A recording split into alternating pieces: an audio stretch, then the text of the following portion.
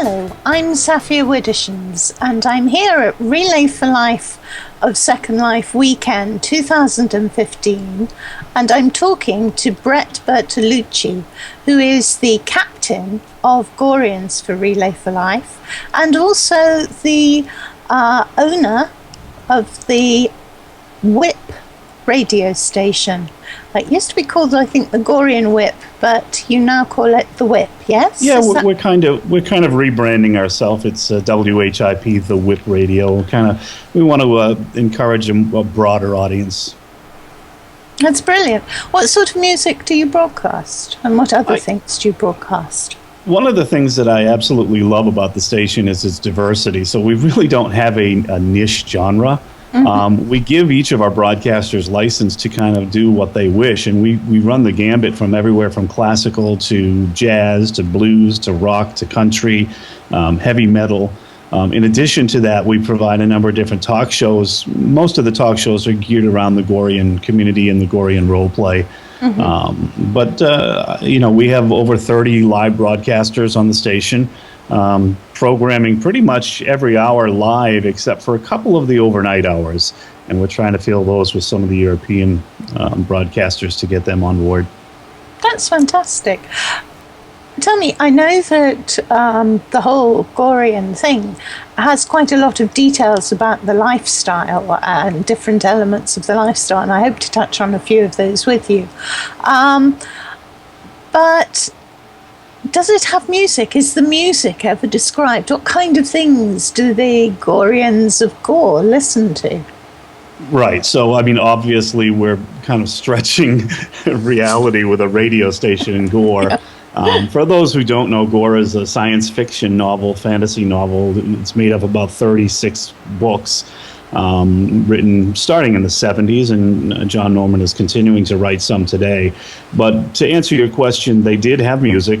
Most of the music was what you would kind of relate to more medieval, mm-hmm. or Roman, maybe Greek time period. There's drums and there's flutes and there's some stringed instruments and those types of things. So there is music within Gore. And we do actually, when we do some of the dance competitions, we broadcast those. We'll use a lot of the belly dancing or the Asian type of music or the Egyptian type of music, if you will. All right, that's interesting. So yes, the Goreans, of course, some people find the Goreans a little scary, the lifestyle. But one thing that we should stress is that you are always among the highest fundraisers for Relay for Life, aren't you? We have such an amazing community. And it's kind of sad that the Gore community does have that kind of image that you just mentioned, because you're right. I can tell you that I'll go places, and the minute somebody either pervs into my profile and sees that I'm Gorean, or I mention that I'm Gorean, they're like, oh! All of a sudden this wall goes up and they're frightened and I think they just don't understand it. As with any community, whether it's role play or real life, there are going to be some bad apples, and I think that maybe some of those people have kind of helped to portray that image about Goreans. But you're right, when it comes down to Relay for Life, and not only that, but any type of fundraiser or outreach to help people, Goreans are very, very proactive in nature when it comes to that. And this community, I could not be more proud of the people within it and how hard they work to raise the funds that we do. I mean, we're consistently in the top 3 teams every year, with fundraising, and I'm very proud of that, and I give kudos back to the Gorean community. It's made up of literally hundreds of little villages and towns and cities that make up this world of Gore, and like I said, they work very hard for that. One thing, quite often the teams that raise large amounts of money have got big events associated with them. Maybe not the mega events like Fantasy Fair and Passion for Life, which have kind of all gone independent now. But some of the others have big events associated with them. You never have. It's all been kind of nickel and dime raising, hasn't it? And that is just amazing. It has, and you're right, it is amazing. And when you look at, if you were to go to the totals pages and take a look at where our money has come from in comparison to some of the other top teams, some of the other top teams are doing very well with Convio, which is the ability for people outside of the world to use their credit card and go in. Our money is raised linden by linden in world on individual events like dance exhibitions or dance contests or the jail and bails that we hold all over Gore. And I think, again, each community, the Gorean community is made up of these towns and villages and cities that I mentioned, and they really are family.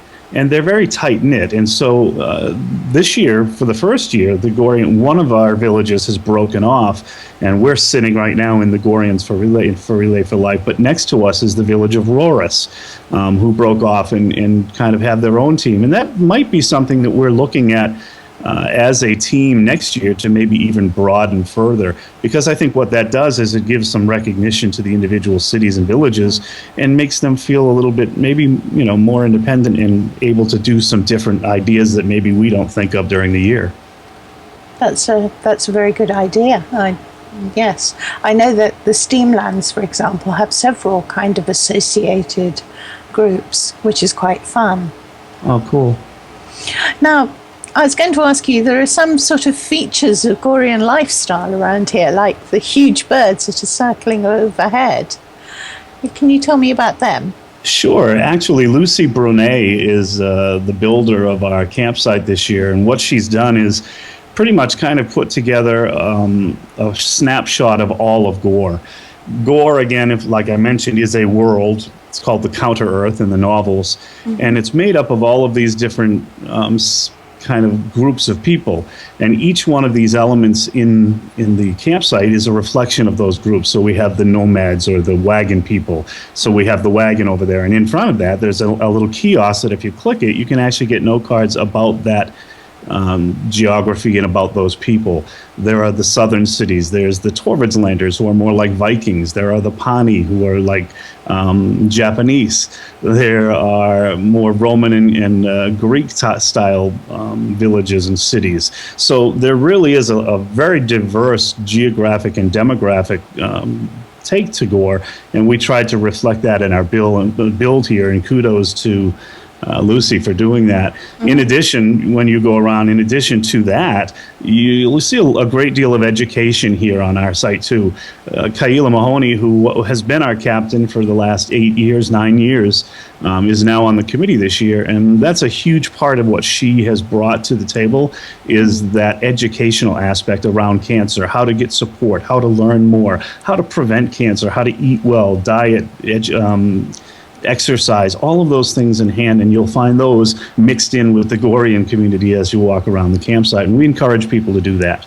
That's fascinating. One of the features of Gore, I think, is that the planet Gore doesn't have cancer.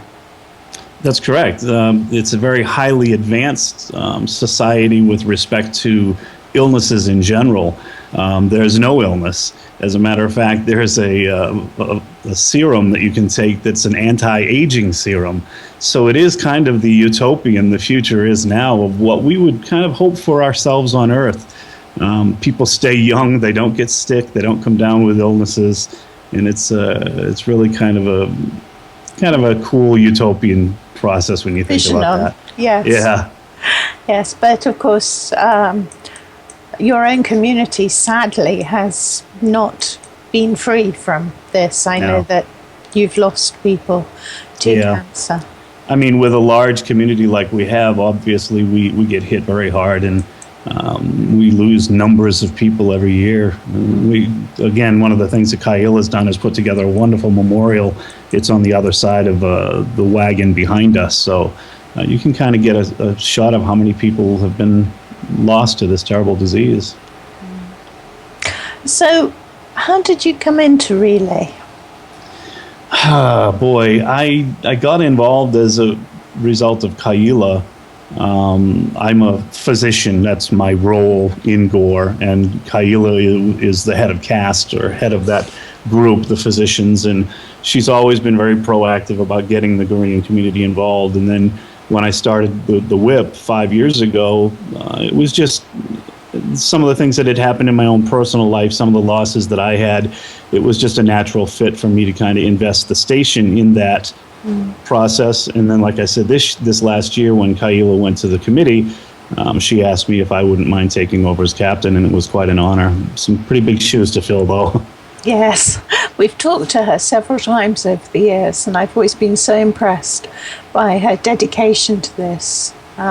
She's done so much for Wonderful woman. Bringing Goreans in. Yes, she is.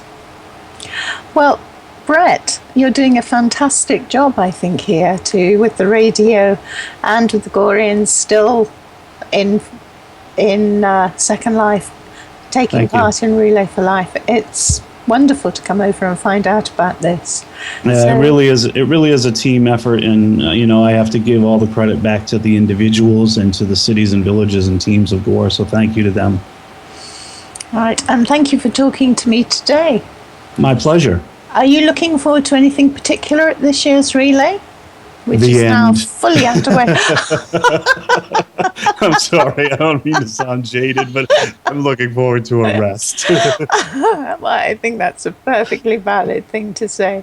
But for the moment, perhaps we should say, go relay. Absolutely, go relay.